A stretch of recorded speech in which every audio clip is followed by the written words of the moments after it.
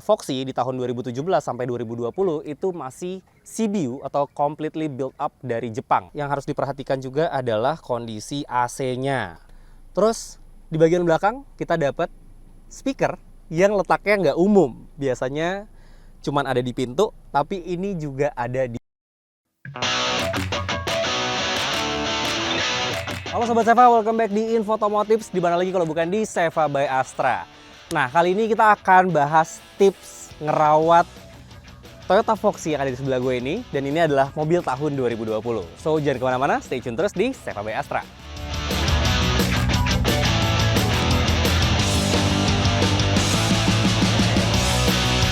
Oke, sebelum kita bahas tips ngerawatnya, kita bahas dulu nih tipis-tipis soal sejarah dari Toyota Foxy ini. Jadi, Toyota Foxy ini pertama kali dikenalkan di Jepang dengan nama Toyota Noah di tahun 2001. Lalu masuk ke Indonesia dengan nama Toyota Nav1 di tahun 2012 sampai dengan tahun 2016. Nah, tapi di tahun 2017 Toyota launching Foxy ini digias sebagai pengganti Toyota Nav1. Nah, jadi yang punya Toyota Nav1, Toyota Noah, nah sebenarnya masih satu darah nih sama Toyota Foxy yang sekarang ada di sebelah gue ini.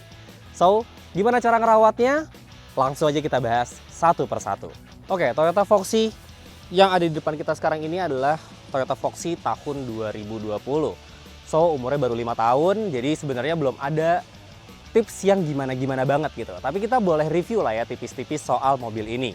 Nah, mobil ini itu Foxy di tahun 2017 sampai 2020 itu masih CBU atau completely built up dari Jepang. Tapi di tahun 2022 sampai Foxy yang generasi sekarang itu udah CKD alias udah diproduksi di dalam negeri.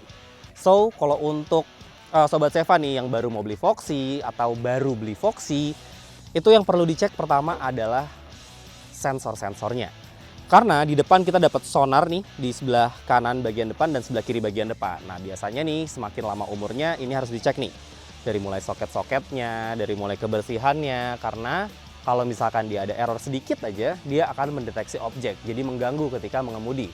Either dia bunyi terus atau dia nggak bunyi sama sekali. Jadi harus dicek nih kebersihan atau kondisi dari si sonar sensornya. Selanjutnya, karena ini mobil juga baru 5 tahun dan kebetulan mobil unit yang kita bahas kali ini itu punya tim kita juga dan kilometernya belum 40.000 dan dia kebetulan apik juga ngerawatnya, so lampu-lampu pada bening nih. Tapi kalau misalkan udah yang jam terbang tinggi, biasanya lampunya udah mulai menguning gitu ya, proyektornya udah mulai butek. Nah, ini harus dibersihkan nih, biasanya bawa ke spesialis lampu atau coba tanya ke bengkel resmi. Nah, ini ada proyektornya 2 karena lampunya udah full LED semuanya. So, ini harus diperhatikan kebersihannya karena kalau nggak dia bisa mengganggu visibilitas kita. Untuk perawatannya kayaknya nggak ada yang harus diperhatikan lebih, nggak ada yang harus dikhawatirkan karena ini teknologinya juga udah terbaru ya, termasuk baru, umurnya baru 5 tahun. Paling standar kalau misalkan kita beli mobil bekas, yaitu adalah cek cooling systemnya. Karena cooling systemnya itu biasanya radiatornya udah mulai kotor, apalagi kalau misalkan diisinya bukan pakai coolant, pakai air biasa. Nah, itu harus benar-benar diperhatikan dari si pendinginannya. Langsung aja kita pindah ke bagian samping. Oke, masuk ke bagian samping, mobil ini kelihatan banget bahwa ini adalah MPV boxy, tapi seksi. Jadi nggak kelihatan kayak mobil kotak sabun gitu ya, modelnya flawless, modern, cuman kelihatan bahwa ini adalah MPV yang memang muat banyak penumpang. Oke, masuk ke bagian samping, apa aja yang harus dirawat? Yang pertama adalah kita harus cek kondisi kampas remnya. Nah, kampas rem itu penting banget sob, karena kalau dia mulai tipis, itu pertama sensornya akan ngedetect bahwa ada yang nggak bener nih di bagian pengereman. Mungkin dari indikator ABS-nya bunyi, ataupun dari ketika direm itu udah mulai nggak enak rasanya. Terus kondisi kaki-kaki juga harus dicek karena mobil ini udah 5 tahun dan karena ini adalah MPV keluarga. So biasanya tipikal ini mobil sering dipakai road trip. Karena ini mobil gede banget dan lega banget, enak banget dipakai road trip. So make sure kaki-kakinya dalam kondisi yang prima. Jangan sampai ada bunyi geluduk-geluduk atau rack steer-nya udah mulai bunyi. Lo cek juga bushing armnya, tie rod, ball joint, dan lain sebagainya. Pokoknya dicek komponen kaki-kakinya, termasuk juga kondisi shock breaker, shock support, boot shock breaker, dan lain sebagainya. Make sure kaki-kakinya dalam kondisi yang prima. Oke, kita dapat satu buah pintu sliding yang ukurannya lumayan panjang, jadi gampang nih akses keluar masuknya untuk penumpang baris ketiga. Dan kelihatan nih bahwa ini build up dari Jepang. Ini warning, stiker warningnya itu masih pakai bahasa Jepang. Dan dia udah dilengkapin sama power sliding door. Sorry agak berantakan karena emang ini mobil dipakai harian nih.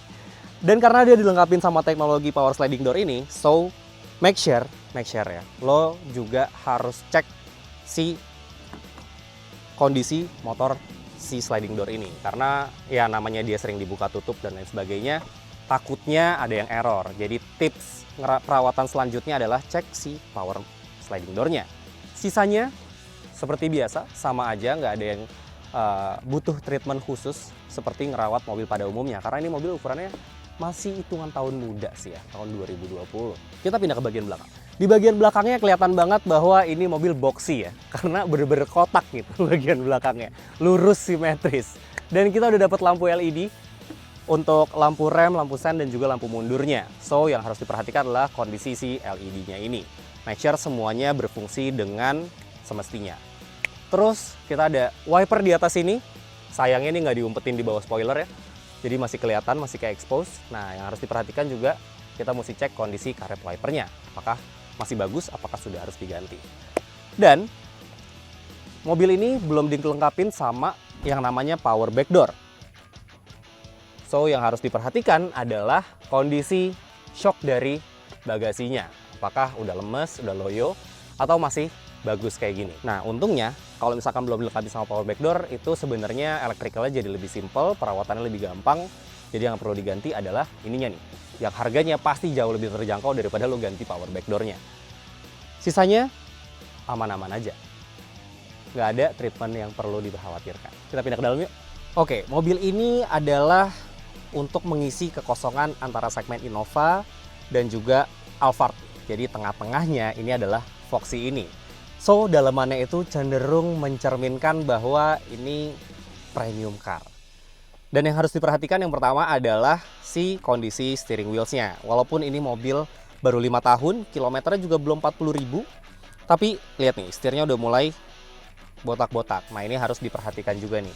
Kalau misalkan lo orang yang nggak betahan ngeliat ini, jadi mendingan bener langsung aja dibenerin. Gitu. Terus selanjutnya yang harus diperhatikan juga adalah kondisi AC-nya. Nah, AC-nya ini udah full digital semuanya, jadi make sure AC-nya tetap dingin, filter AC-nya juga harus diperhatikan, dibersihin atau kalau perlu diganti. Terus sisanya aman-aman aja. Dan untuk material joknya, dia masih menggunakan microfiber. Jadi kalau dibilang kulit asli juga bukan, tapi ini grade-nya di atasnya kulit sintetis. So, ini adalah microfiber. Nah, karena ini adalah premium car, kita dapat banyak banget fitur kayak misalkan engine start stop. Terus kita dapat steering switch button. Ada MID juga di sana yang infonya lengkap. Nanti akan kita bahas di video test drive-nya.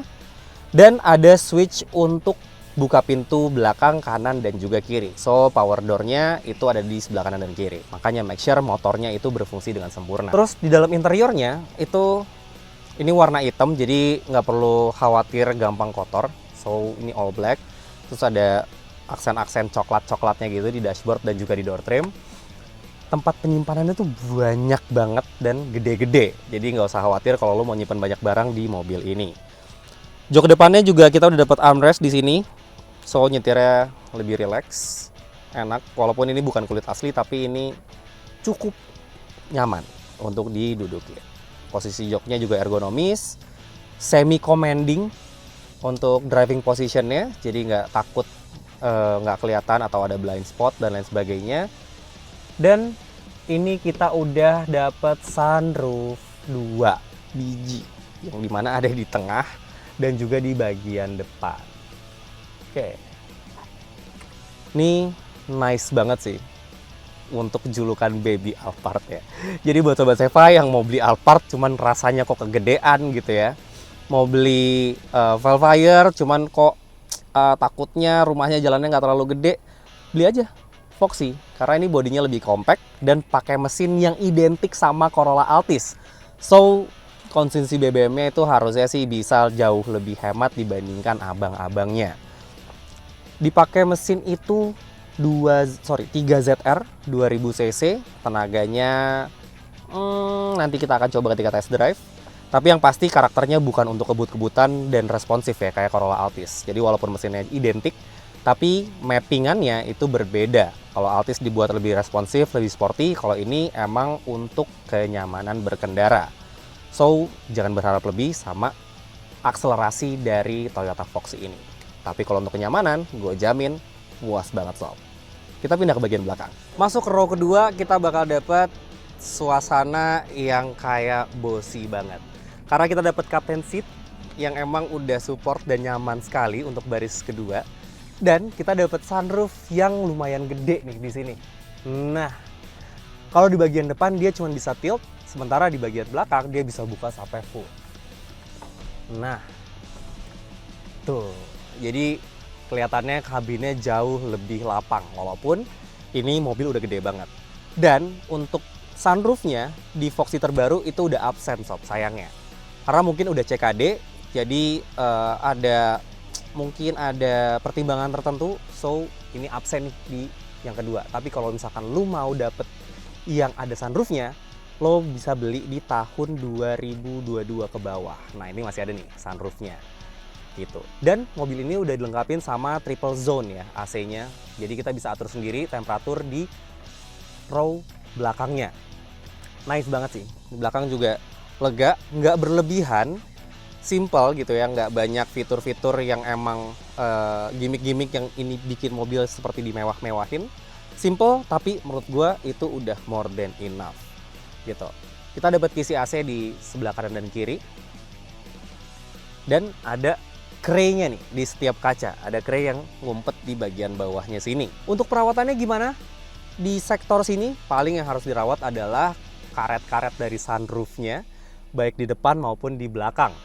Karena biasanya kalau misalkan sering kejemur, karetnya sering kena sinar matahari, kena panas, takutnya jadi getas dan sunroofnya jadi bocor ataupun sunroofnya jadi macet.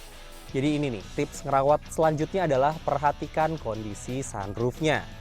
Karena sunroofnya ada dua nih, jadi harus benar-benar diperhatiin.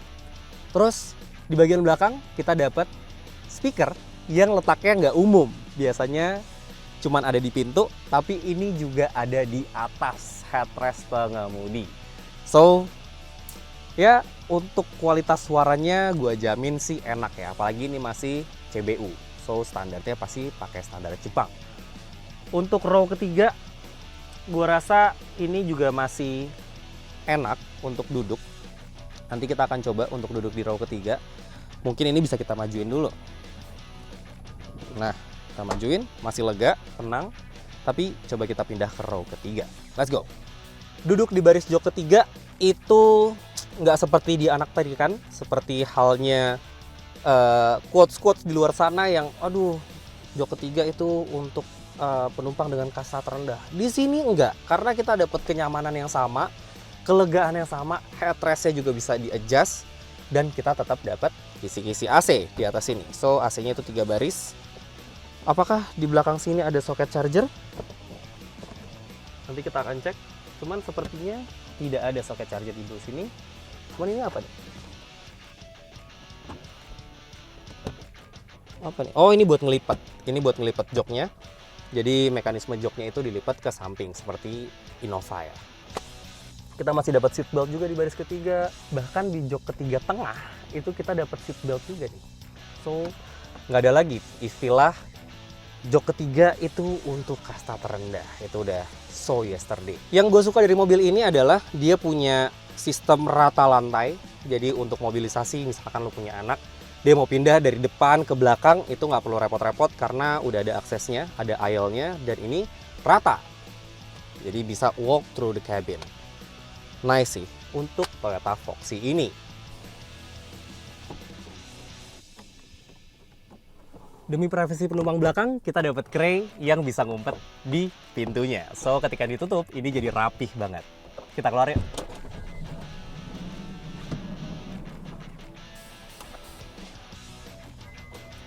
Oke, itu dia tadi quick review sekaligus tips ngerawat Foxy tahun 2020 ini. Kira-kira gimana akselerasinya? Karena mesin ini kan pakai mesin sedan ya, pakai mesinnya Altis basicnya. Terus buat ngangkat bobot sebesar ini, mobil sepanjang ini, kira-kira akselerasinya gimana? Handlingnya, kenyamanannya, kekedapan kabinnya gimana? Simak di video kita selanjutnya. Kalau gitu, jangan lupa like, komen, dan share video ini ke teman-teman lo. Subscribe juga YouTube-nya Seva by Astra. Dan nyalakan lonceng notifikasi supaya lo nggak ketinggalan video-video otomotif seru lainnya dari kita.